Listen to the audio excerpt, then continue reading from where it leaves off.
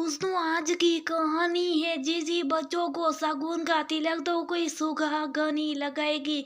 दोस्तों कहानी शुरू करने से पहले अगर हमारे चैनल को सब्सक्राइब नहीं किया हो तो कर लीजिए ताकि आपके पास पहुंचे हर रोज नया वीडियो। माँ सासा जी के यहाँ से गृह प्रवेश का कार्ड आया। रामायण पाठ और प्रति बोझे। हाँ बेटा, हमें तो बड़ी खुशी है देवर जी का घर बनने की। अपनी जिंदगी में अपनी पत्नी और दोनों बच्चों के लिए घर बनवा दिया। ये बहुत अच्छा काम किया हुआ। उन्हें अपना घर होना बहुत जरूरी है। बड़ी मुश्किल से उनका घर बन पाया, भगवान की कृपा से बन गया। तो हम सब परिवार चलेंगे उनके यहाँ, फिर वो भी हमारे यहाँ। सब काम काज में सब परिवार आते हैं।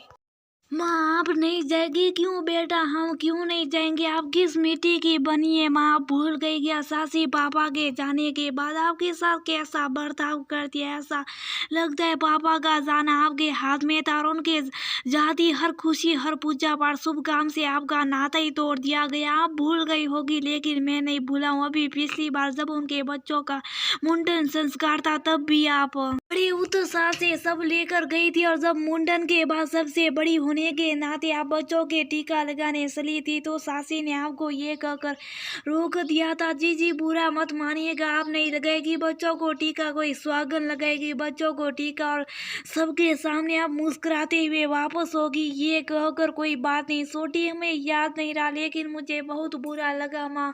मान लो कल को अगर उनके साथ ऐसा होता तब भी वो यही कहेगी, आप वहाँ नहीं जाएगी बस।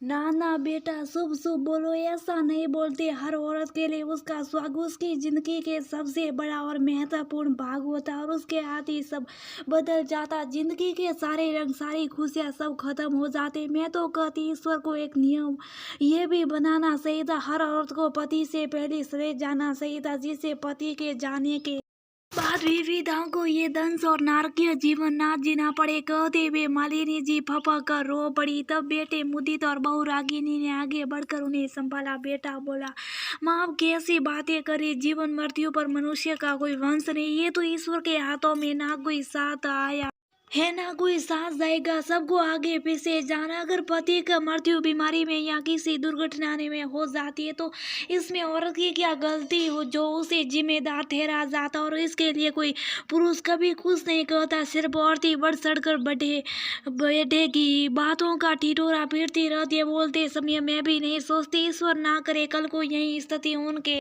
सामने होगी तब कैसा लगेगा। मैं नहीं मानता इस सब बेकार कुछ बातों को। जब पत्नी की मृत्यु पहले हो जाती है तब तो पति के लिए ऐसी कोई वर्जना कर प्रथाएं नहीं बनाई गई है कि वो किसी पूजा पाठ शुभ कामों में सम्मिलित नहीं हो सकता, हंस बोल नहीं सकता या फिर सच सवर कर नहीं रह सकता, बल्कि तो वो तो दूसरे विवाह के लिए भी सतर्क होता। बोलते बोलते मुदित भावुक हो गया। तब उसकी पत्नी रागिनी बोली, किसी के कुछ भी सोचने से कोई फर्क नहीं पड़ता। मुझे आपको और घर के बाकी सदस्यों की इस बात से कोई फर्क नहीं पड़ता।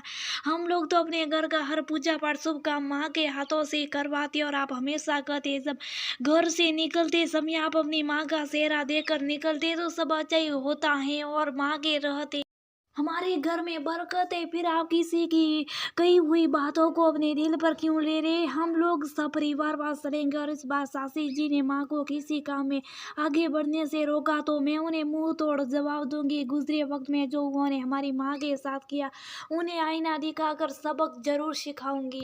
तुम सही कर रहे हो रागिनी, पिछली बार तो माँ ने मुझे शुभ करवा दिया था, अब तो मैं भी शुभ नहीं रहूंगा। कोई मेरी देवी समान माँ के खिलाफ कुछ भी कहेगा उसे वही जवाब मिलेगा। माँ रागिनी सब तैयारियों कर लीजिएगा, हम कल ही चलेंगे। वहाँ पहुंचकर मुदित रागिनी ने देखा सासी जी का रवैया बिल्कुल बदला नहीं था। वो हर समय इस बात का बहुत ध्यान रख रही थी कि माँ किसी काम में आगे ना बढ़े। रामायण पाठ चल रहा था। रात के समय रामायण पाठ करने वाले लोग चले गए। रामायण पाठ तो अनवरत चलता है, रुकने से वो खंडित हो जाता। आजकल के परिवेश में ज्यादातर लोगों को रामायण पढ़नी नहीं आती और जिन्हें आती है वो अपनी रात की नींद नहीं खराब करना चाह रहे थे। जो बड़े बुजुर्ग पढ़ना चाह रहे थे तो रात भर जागरण उनके वंश की बात नहीं थी। अब रात भर रामायण पाठ की जिम्मेदारी कौन संभालेगा?